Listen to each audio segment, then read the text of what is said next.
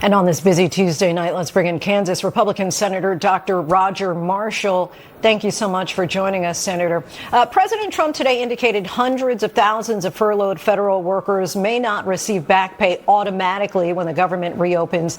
During Trump's first term, Congress passed a law that guaranteed back pay for federal workers. As you know, many are relying on those checks to pay their rent and bills. Is it your understanding that they should receive back pay? Well, Lindsay, as long as they're not fired, I think some of these people will probably end up being fired, and those are the ones that probably would never receive any back pay, so to speak. But we'll see. I hate to ever speak for the president. We know that President Trump said yesterday that he was negotiating with Democrats. Shortly thereafter, Senator Schumer said that's not true. So are those conversations happening at this point? Well, Lindsay, they are, but I think we have two different issues going on. One is funding the government, and the other one is fixing these temporary COVID subsidies. I think they're two very distinct issues.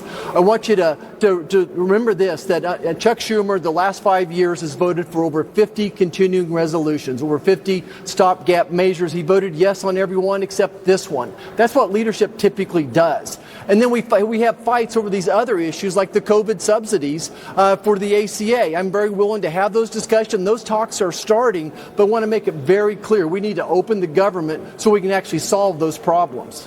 We saw the fireworks in the Senate today between A.G. Bondi and particularly Illinois Senator Dick Durbin. At one point, A.G. Bondi said to him, "I wish you'd love Chicago as much as you hate President Trump." They were squaring off over National Guard deployment. Taking a step back, are you concerned about American citizens increasingly seeing more armed military on the streets? No, what I hear from people across America, especially in Kansas, is that they're concerned for their safety and well-being. They're thrilled that the border is secured, but we still have so many murders and violent crimes in all of these states, especially blue states. We saw how President Trump cleaned up what was going on in Washington, D.C. So I think first and foremost, I'm a father, I'm a grandfather, I worried about the safety of my family, and the crime is out of control in some of these cities. So I think that people are glad that President Trump is stepping in there with limited roles for the military to be backup for the police. On Monday, the acting CDC director officially signed off on new COVID shot guidelines that could make it potentially more difficult for anyone who wants to get their shot this winter. The guidelines say people should talk to a doctor, pharmacist, or some other healthcare provider about the risks and benefits of getting vaccinated before they get a shot. Here's what your fellow doctor, Republican Senator Bill Cassidy, said about these late yesterday.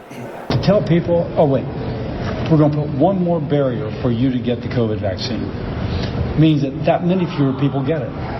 It is not science. It's not what's good for America. It's not making America healthy again. It's how do we screw with the American people's health because we have a prejudice against this vaccine. Are you and Senator Cassidy aligned here?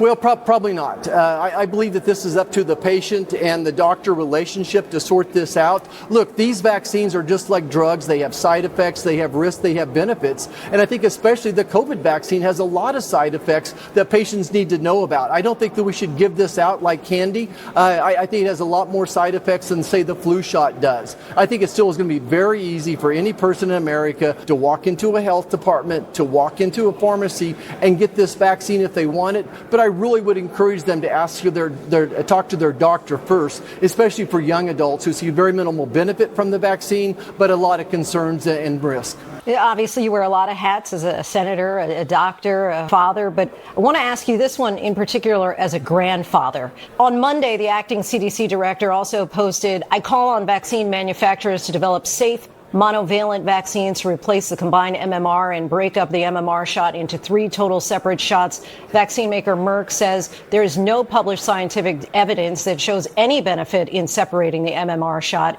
You've called the MMR a great vaccine. Do you think that it's necessary to break up the MMR vaccine? You know, as far as I know, it's not. I do think it's a good idea to break away the varicella, the chickenpox part of this. The chickenpox vaccination given with this had a fair number of febrile seizures as well. I'm not aware of any studies contradicting the need to break up these 3, but I'm always concerned about cross reactions. Just like taking medicines at the same time there's cross reactions. I guess there would be some potential of cross reaction between the 3, but I'd want to see the studies. At this point in time, I'm okay with the MMR being together.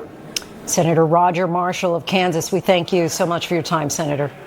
Thank you.